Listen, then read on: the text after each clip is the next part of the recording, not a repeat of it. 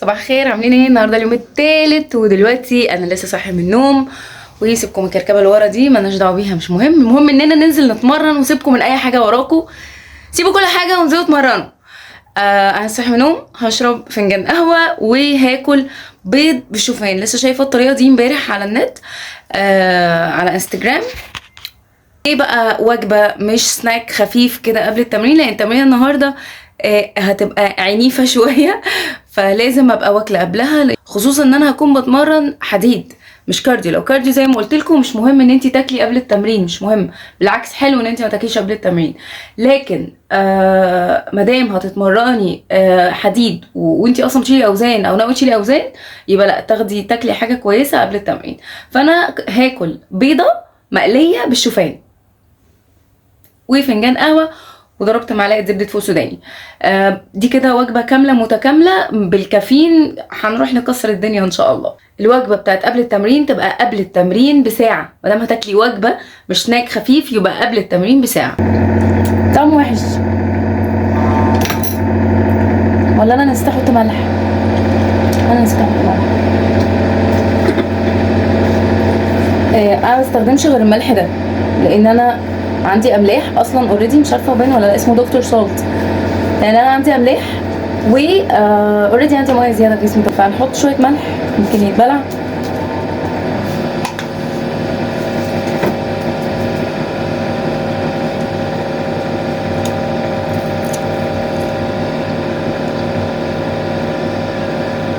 حلو، انا اللي كنت ناسي احط ملح. حلو بجد، عجبني قوي، هعتمده. انا جايبه شوفان بقالي فتره مش بستخدمه في حاجه، هفطر بيض بالشوفان كل يوم. جامد الشوفان، طعمه تحفه. لو ما بتحبيش الشوفان هتحبيه بالطريقه دي. ما تنسيش تاخدي السبلمنتس بتاعك، طالما انتي بتخسي لازم يبقى في سبلمنتس بتاخديها، لان انتي اكيد مش بتاخدي كل احتياجك من كل حاجه، خصوصا فيتامين د اللي نقصانه في الجسم اكيد بيعطل نزول الوزن. ف ده اسمه دافالينزي، مش عارفه انا بنطقه صح ولا لا، بس تاخدي حبايه يوم بعد يوم، يعني يوم ويوم لا، مع ورا الوجبه اللي فيها بيض.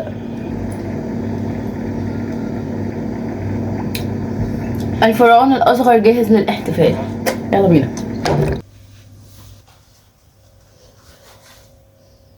كل حاجه سايباها ورايا ورايحه اشوف تمريني يا حبيبي. وماليش في اللوم حبيبي.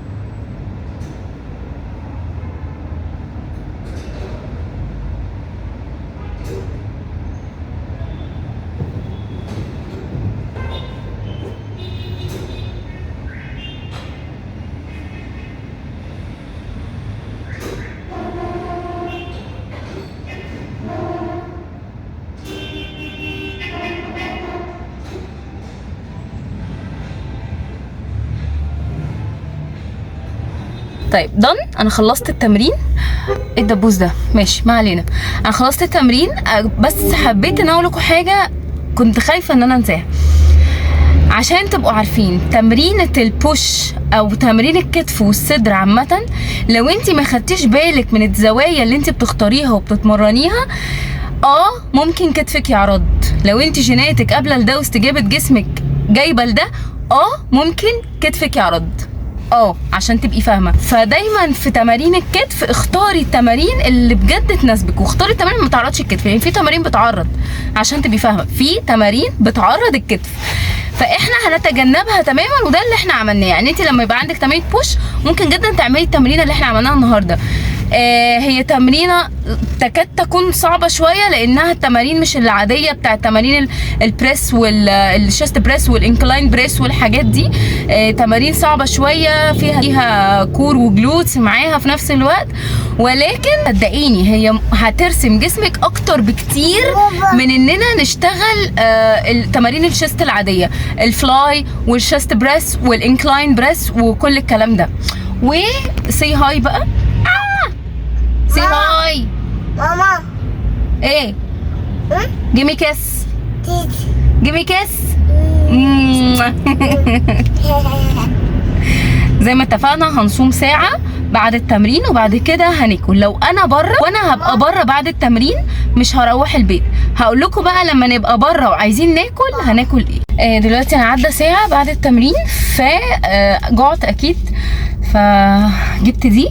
اي وقت تقرروا تجيبوا شوكولاته دارك لازم تكون اعلى من 70%، يعني 70% فيما فوق. اقل من كده لا، هيبقى السكر فيها كتير. وطبعا ده انا مش هاكلها كلها، انا هاكل نصها بالظبط. كان ممكن كمان اجيب ناتس مكسرات، بس انا ما لقيتش الا دي، ما لقيتش اوبشن ينفع غير دي، ما لقيتش مكان اجيب منه ناتس، فقشطه مش مهم، يا ده يا ده. في حاجه مهمه نسينا نعمل تمارين الفاكيوم الصبح اول ما صحينا، فهعملها مرتين في اليوم. هعملها دلوقتي مره في نص اليوم، بس مش هعملها كتير، هعملها سريعا كده 15 ثانيه 3 مرات بس. قبل ما انام هعملها 15 ثانيه من 6 ل 7 مرات.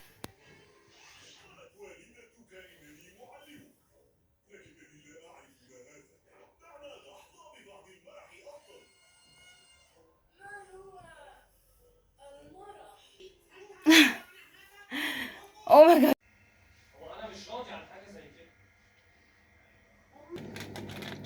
ده اهم مكمل غذائي ممكن تاخديه.